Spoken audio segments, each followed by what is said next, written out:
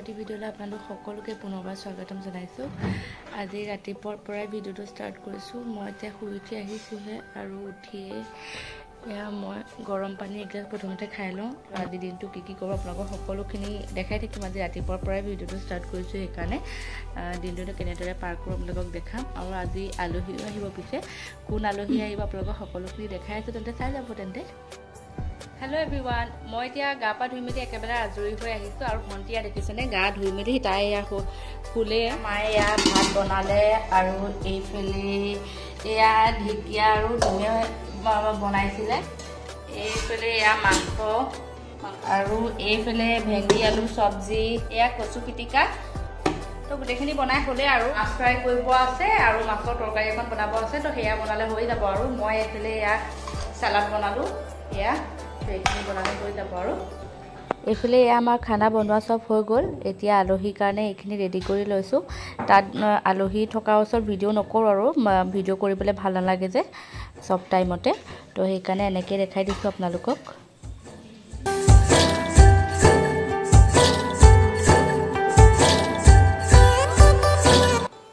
এইফালে বাবা অফিচৰ ছাৰ দুজন আহিছে, তেওঁলোক এতিয়া যাবলৈকে ওলালে, সেইকাৰণে যাব টাইমতে অকণমান ভিডিঅ' এটা কৰি থ'লোঁ। মই এয়া ভাত পানী খালোঁ আৰু আলহীও গ'ল, আৰু মই চব কাম চাম কৰি বাচন চাচন ধুই একেবাৰে আজৰি হৈ আহিছোঁ। আৰু ময়ো ভাগৰ লাগিছে এতিয়া অলপ, তো এতিয়া অকণমান ৰেষ্ট লৈ লওঁ, তাৰপাছত আপোনালোকক লগ পাই আছোঁ। হেল্ল' এভৰিৱান, এতিয়া মা আৰু মই টাউন যাবলৈ ওলালোঁ। টাউনত সৰু সুৰা কাম দুটামান আছে, ভাবিছোঁ কৰি আহোঁগৈ। আৰু এতিয়া 5টামানেই বাজিলে বাৰু, স্কুটি লৈ যাম। এতিয়া গৈ লওঁ তেন্তে। এতিয়া আমি টাউন পালোহি আৰু আশীৰ্বাদত সোমাব লৈছোঁ কাপোৰ এযোৰ ল'বৰ কাৰণে।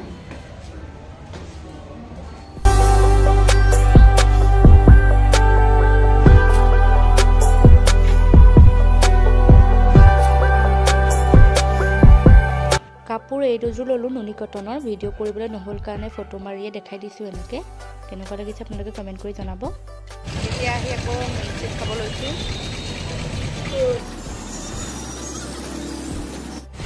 এতিয়া বজাৰ চজাৰ কৰি হ'ল আৰু খাবৰ কাৰণে সোমাইছোঁ। এতিয়া ইয়াতে খাই মেলি কিবা এটা তাৰপৰা যাম আৰু ঘৰলৈ। মই ঘৰ পাইছোঁহি আৰু এতিয়া অলপ ৰেষ্ট লৈ লওঁ, চাহ তাহ খাই। হেল্ল' এভৰিৱান, মই এতিয়া ফ্ৰেছ হৈ আহিলোঁ আৰু ভণ্টিয়ে এতিয়া কেক এটা বনাই আছে। এইফালে এইখিনি টেবুলখন অলপ মেচি হৈ আছে, অলপ ইগন'ৰ কৰিব।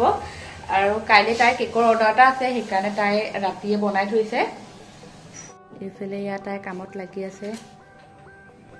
যিসকল যোৰহাটৰ ভিউৱাৰ হয় তেওঁলোকে ভণ্টিৰ ওচৰত কেকৰ অৰ্ডাৰ দিব বিচাৰিলে দিব পাৰে। ভণ্টিয়ে খুব ধুনীয়া ধুনীয়া টেষ্টি কেক বনায় আৰু ঘৰত বনোৱা বস্তুবোৰ খাবলৈ এনেও ভাল হয় বাৰু। এইটো তাই কেক বনাই হৈ গ'ল। চিম্পল কেক এটা বনাইছে, কেনেকুৱা লাগিছে আপোনালোকে কমেণ্ট কৰি জনাব।